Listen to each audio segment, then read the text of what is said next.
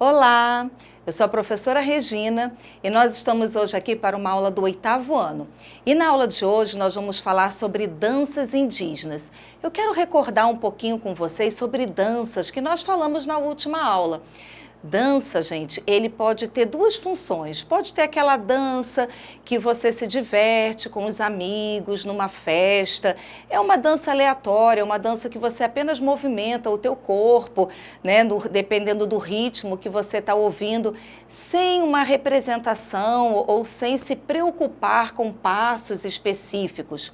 Agora, quando a gente fala em dança como arte, dança realmente como manifestação cultural, né, como uma manifestação artística, a gente fala daquela dança que transmite uma mensagem. Lembra-se que nós comentamos isso na última aula. Então, quando a gente fala dessa manifestação, a dança vai envolver uma expressão corporal. Ela vai realizar movimentos que transmitam uma mensagem, dependendo do ritmo que ela está sendo executada. E os dançarinos vão apresentar essas danças em teatros, às vezes para contar uma história, né? E aí eu tenho toda uma gama de manifestações musicais com relação à dança. Eu posso ter o samba, eu posso ter um bolero, eu posso ter um tango. Todas elas existem regras para serem trabalhadas. E agora nós vamos falar como é que essa cultura da dança, essa manifestação da dança, vai acontecer na cultura indígena. Lembrando da cultura indígena, nós temos duas maneiras de interpretar, né? Primeiro, a questão indígena dos bens materiais, a produção material indígena e a produção imaterial. O que é material e imaterial? Gente, nós temos no Brasil o IPHAN, é um Instituto do Patrimônio Artístico Histórico, e nós temos mundialmente a Unesco. Esses dois órgãos, gente, eles são responsáveis por catalogar aquilo que é importante para aquela cultura, aquilo que realmente vai ser a identidade da cultura. E eu tenho bens que são materiais e bens que são imateriais. Os materiais a gente pode simplificar como se fossem concretos. Um prédio, uma escultura, uma pintura, um objeto, são bens materiais. E os imateriais? Esses imateriais, gente, aí sim, são as danças, a música, a maneira de fazer alguma coisa. Ele não é concreto, mas ele é considerado um bem, porque é um costume. Numa tribo indígena, por exemplo, as danças são bens imateriais, porque a maneira como eles fazem, o objetivo pelo qual eles fazem. Por exemplo, nós temos um bem imaterial que é a maneira de fazer o queijo de Minas. Você sabia disso? Isso mesmo, gente. O queijo mineiro é um bem imaterial. O queijo em si, depois de fabricado, ele vai ser consumido e vai acabar. Então, você não tem um bem material, mas a maneira como eles fazem esse queijo é da nossa cultura, ninguém pode imitar. Está institucionalizado por esses órgãos, tanto o IPHAN quanto a Unesco. E assim também a cultura indígena. E quando a gente fala de cultura indígena, não existe uma cultura indígena, né? Existem várias culturas indígenas, tanto no Brasil quanto em outros locais do mundo, né, do nosso planeta. E cada uma tem uma identidade própria, uma maneira, uma crença, maneira de relacionar-se entre eles, com eles mesmos e com outras comunidades. E a gente vai ver aqui como é que acontece essa dança, tá? Então, acompanhe aqui comigo nesse slide que eu posso ter uma dança indígena com objetivos, geralmente são ritualísticos e por várias razões.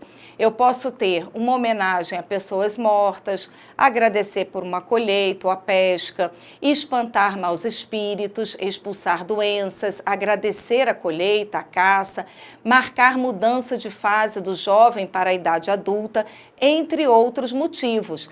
Dessa maneira, a gente não pode dizer que a dança indígena ela possui uma intenção diferente de outras danças, porque ela é uma dança ritualística. Eles não dançam, gente, para se apresentar como nas outras danças, né? Um samba, né? Um bolero, a pessoa dança para apresentar para as outras culturas. Geralmente, na maioria das culturas indígenas, a dança ela tem esse caráter ritualístico. Eu vou passar aqui para vocês um vídeo rapidinho, de 1 minuto e pouquinho, mostrando algumas dessas danças em algumas culturas específicas. Vamos assistir?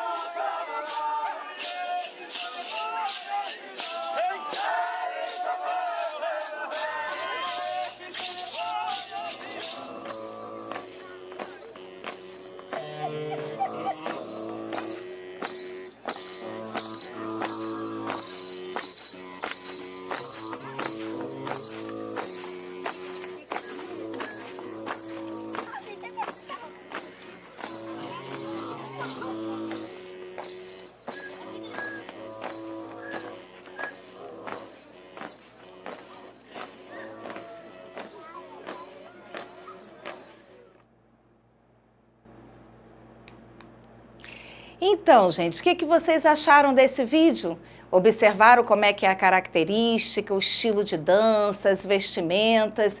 Gente, a dança indígena, ela tanto pode ser dançada por homens como por mulheres. Algumas crianças também podem participar. E é comum eles usarem os adereços, eu acho que você observou, como cocares, instrumentos musicais, geralmente de sopro, ou instrumentos de percussão. E você tem geralmente esses adereços presos ao corpo, nos tornozelos, nos pulsos, na cabeça, e sempre com essa questão ritualística. E nós temos algumas danças bem conhecidas no Brasil, e eu quero trazer para vocês hoje duas delas. Aliás, vamos falar de três. Uma delas é o toré e o cuarupi. Essas duas danças são umas danças bem importantes que acontecem em quase todas as tribos. O cuarupi é um ritual celebrado pelos indígenas do Alto Xingu, principalmente, e com a finalidade, gente, de homenagear as pessoas mortas. É uma prática fundamentada a partir da imagem de um deus chamado Maiutizin. Desculpe a falha, mas realmente é difícil a gente pronunciar, né? Observe aqui comigo nesse próximo slide o cuarupi. Cuarupi é um tronco, é uma árvore. E eles fazem, em resumo, né, essa dança da seguinte forma. Eles têm a finalidade, como eu comentei, né, de homenagear aqueles que já morreram, tá? É como se trouxesse a vida, depois dessa cerimônia, eles iam trazer a vida, né, trazer novamente a vida àqueles que morreram. E é uma celebração que eles também vão usar outras pessoas, né? Eles recebem outros indígenas de outras aldeias para se juntarem com aquela aldeia que está fazendo esse ritual para essa celebração. E eles, após eles cortarem o tronco, eles vão enfeitar, fazer decorações nesse tronco. Depois que eles acabam com essa decoração, no final das danças, né, a dança passa por vários processos, eles lançam esses troncos ao rio, né? Então o curuapi ele dura 2 dias, cuarupi, né? Ele dura 2 dias. O primeiro é as lamúrias, as lamentações, o choro, a despedida. Depois os índios com muita dança e canto colocam esses troncos em frente ao local onde o corpo dos homenageados estão enterrados. E aí no segundo dia eles começam a enfeitar esse tronco. E todos enfeitam, os filhos, as filhas, esposas, os irmãos, eles choram pelo ente querido e depois começam a enfeitar esse tronco. Eles são pintados geralmente com tinta de jenipapo, envolve algumas faixas amarelas, vermelhas, e sobre o tronco enfeitado, gente, eles colocam objetos pessoais do homenageados, como o cocar de penas, de gavião, o colar feito de conchas, faixa de miçangas usadas nas cinturas e outros objetos. Depois que eles enfeitam e eles passam esses 2 dias, eles jogam o tronco no rio. Gente, uma vez jogado esse tronco no rio, eles nunca mais vão pronunciar o nome daquele que morreu. É como se ele realmente já tivesse feito a passagem, ele vai trazer a vida em outro espaço e ali naquela tribo ele não é mais falado. Outra dança importante é o toré. Vamos observar aqui, nós temos o toré em algumas tribos, tá? É um ritual que vai trabalhar a dança, a luta, também algumas brincadeiras, e ele é bem encontrado no Nordeste brasileiro. E eu tenho como os cariri-chocó, o chucuru, cariri, chocó, potiguar, pancararé, pancacaru, o trucá e o funiuô. Algum deles eu acho que você viu naquele videozinho que nós passamos ainda há pouco. O toré, gente, é regido por uma música chamada toante, e essa música é cantada por um cantador ou cantadora, e ele então vai fazer o ritmo, vai organizar a dança e as outras pessoas vão acompanhar. Observe nesses slides que eles estão em círculos. Eu acho que você também observou isso no vídeo, né? E eu tenho um depoimento do mestre da etnia Pipipã, Edson Edson Lima, de 49 anos, ele diz com muita simplicidade, gente, que o toré é a força maior da nossa cultura, é sagrado, é como um pai para a gente. Então, essa dança, ela faz parte da cultura. Sem essa dança, é como se eles não existissem. E essa dança é realizada geralmente de 15 em 15 dias. E o objetivo pode ser tanto religioso quanto festivo, de comemoração. E, à primeira vista, ele pode ser percebido como uma dança de vários ritmos e linhas, né, de toadas, de cantos de cada povo. O maracá dá o tom das pisadas dos índios, que eles dançam geralmente em círculo. Além do sentido religioso, ele pode ter um sentido, gente, de homenagear autoridades ou visitantes como um instrumento político. Então, eles exibem esse tipo de dança nas cidades, geralmente onde as aldeias são localizadas. E com o sentido religioso, é uma penitência, é um resgate pelos antepassados, é uma relação com a natureza, quando eles fazem essa dança no sentido religioso. E no povo Pipinã, quando alguém morre, né, na comunidade, ele resgata esse passado e eles ficam um mês sem dançar o toré, justamente para homenagear esses que se foram. Nessa imagem que eu mostro nesse slide, a etnia Pancararu, e aqui eu tenho os praiais, né, com uma máscara de palha, que é usada tanto no rosto quanto em todo o corpo, na dança do toré na festa do Menino Rancho. Bem interessante. E aí eu queria falar mais para vocês sobre a questão de outra dança, que é o atiriri, que é uma dança também bem trabalhada pelos indígenas, e eles usam muitos adereços, como chocalhos, nos tornozelos, cocares com penas, além de carregar nas mãos flautas. Eu também mostrei no vídeo um pouquinho sobre essa dança, né? Todo o corpo do indígena fica com um som, porque eles usam esses chocalhos presos ao corpo, tanto nas pernas quanto nos braços, no pescoço. E essa dança, eles dançam em pares, e geralmente o índio, ele coloca a mão sobre o ombro de outra pessoa e vão fazendo uma caminhada pela aldeia. E tem outros índios que participam que ficam esperando o momento certo para entrar na dança, né? Eles ficam perto da maloca.